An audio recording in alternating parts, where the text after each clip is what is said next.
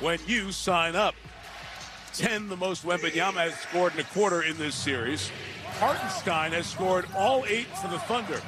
No one else has scratched for OKC in 7.5 minutes. And Holmgren had it poked away by Vassell.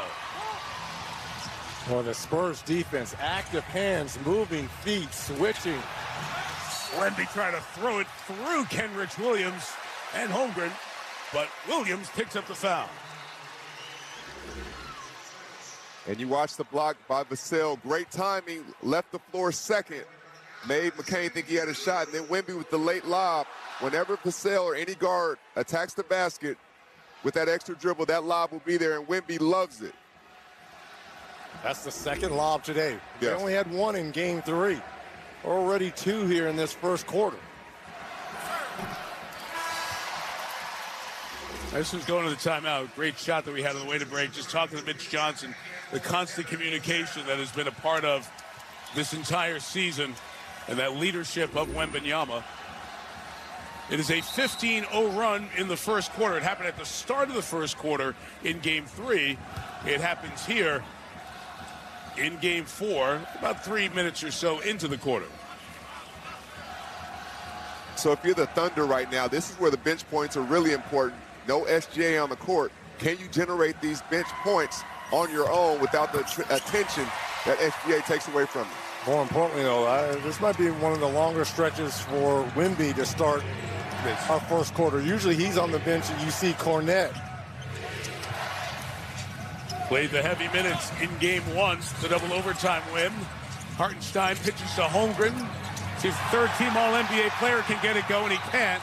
Good job by Williams to pick it up, so it wasn't a live ball turnover. But it's OKC ball and a rough start for the champs.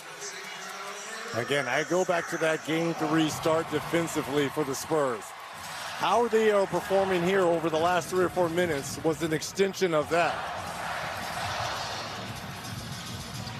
Castro out of the corner. Too much. Hartenstein on the board. See if anybody else from Oklahoma City can put it in the hoop. McCain has some space. Missed the 3. Keldon Johnson on the board. He and Hartenstein go down. And the foul is called. There'll be 2 on Isaiah. Hartenstein, the only Thunder to score.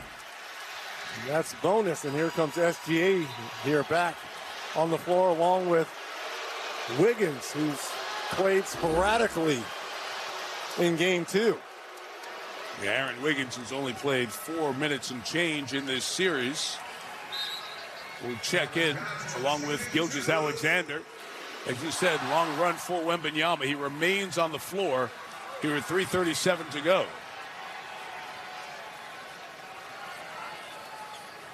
Keldon Johnson extends the run. If he makes a free throw, he does not. SGA earlier, watch his hand as it gets trapped in this scrum back and forth with 2 defenders, and he was flexing that already taped left hand, so we'll keep an eye on that. And although a righty, he goes and uses that left often and with comfort. With so much comfort. It's almost a left-handed player who shoots right. Everything he does is step back. When he explodes and goes to the left, he's so much more deadly and tougher to deal with. Both free throws missed. It remains a 15-point lead for the Spurs. Back in the game, SGA. Yeah, my hand's fine. I'm good. But going left. There you go. Especially going left. There you go. You're the one who picked that up.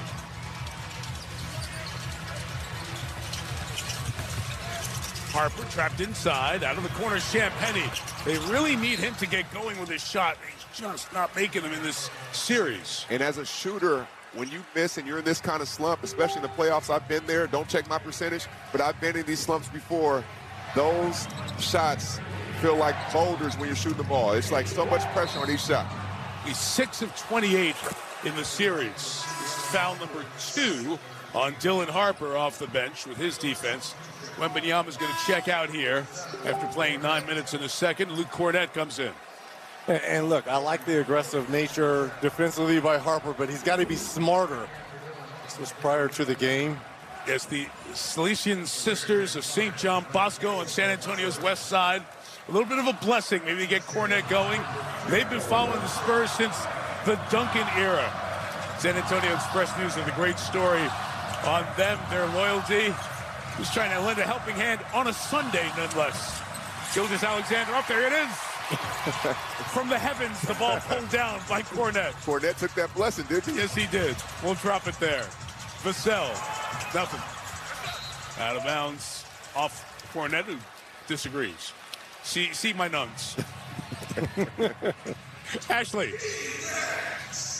This is the first game for the Nuns this year, but they have been fans, like you said, Mike, since the 90s. It actually all started because they were called to work with the youth in the community, and they started following the team to better understand their interests. So cool. So great. That's the loyalty. Both markets, great engagement at every level. SGA made his second field goal, and there is Cornette on the dunk.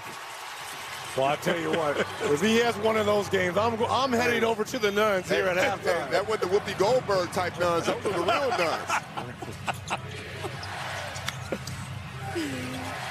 Nuns. 2 to go. SGA at the elbow. It was not Sister Act, Mike. It was not. Gilgeous-Alexander fouled as he went up. Fox hit him. And those are the plays that get the fans riled up. They say Fox got him on the leg. His first. Look at the pass here by Fox. Gets on the inside of Kenrich Williams for that bucket.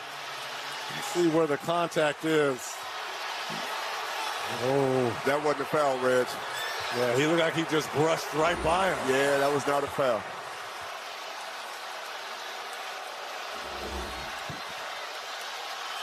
Let's see that left knee. No, not a lot there. No, That embellishment of the legs. I'm not looking at you. I'm looking at the monitor, Reggie. Again, here you go. You can look at him, Mike. You can look at him. Again, I said nothing. That was inaccurate. It was the embellishment of the legs that have people in sight.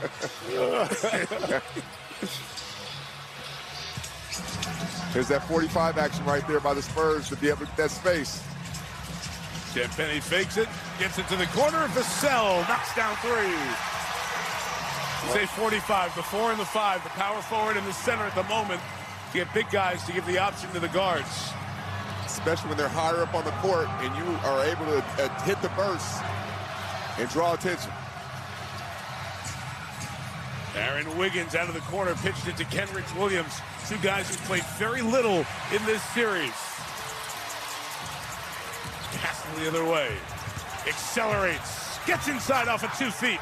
SGA there at the rim defensively. Fans wanted to call Gilgeous-Alexander on the move. Sweet stuff to find space. Williams hits a 3. Big time in transition right there by Williams. Man, he was 5 of 6 in game 3. A lot of those coming right from that very spot. Cornette rolls to the rim. Fox takes the fade and misses. It's De'Aaron's first shot of the night, of course, coming off the right ankle injury, as he usually does, wearing heavy braces on each ankle. Gilgeous-Alexander hit there, no call. Fans love that. In transition, Champagny. Tied up with Holmgren, and the whistle stays here with the Spurs.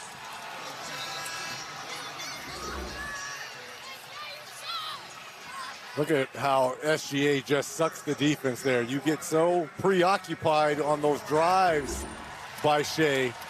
Those shooters are just waiting. Look at Williams and Wemby kind of going at it a little bit down low. As Wembanyama is fighting for space on the lob, doesn't get it. He's sat for 2.5 minutes, comes back in. Fox out of the corner, feeding on Holmgren. Chet gets the block. Great timing right there by Chet Holmgren. He stayed down, left the floor last, got the block. Wiggins out of the corner, blanketed by Vassell. Just a second and change. The difference in the game in shot clock, end of the first. Wembanyama got a piece, but Holmgren cleans it up. Fox last second, 55 feet off the window after.